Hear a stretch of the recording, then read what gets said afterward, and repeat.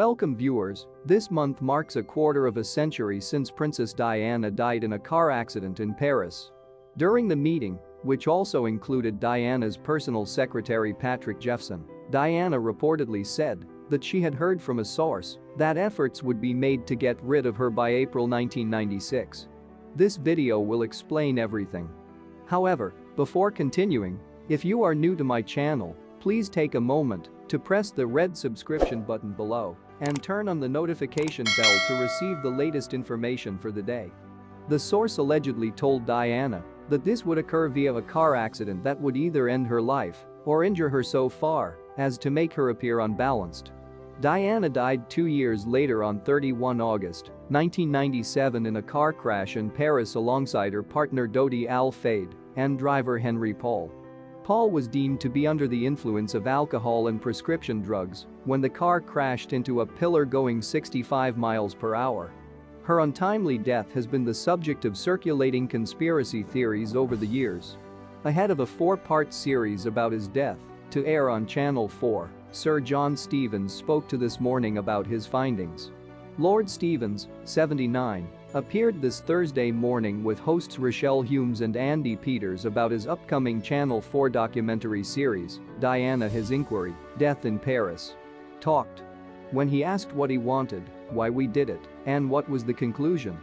Maybe they will hold the same conclusion, that Hughes referee has created a death in front of the court. The former commissioner of the Metropolitan Police continued as follows: "For the first time, I was involved in the survey and contributed to this specific series of programs. At the end of the day, people realize that we did a really good job and worked really hard under a lot of pressure. I really hope they do. I think it's time to tell this story," added Lord Stevens.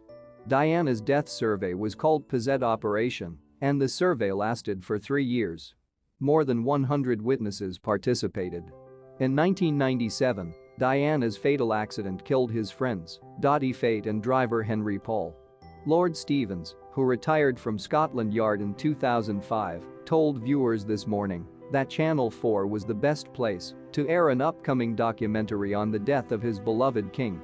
He explained why he thought it was a good broadcasting station. "The other thing is that we used a reliable production company," he said.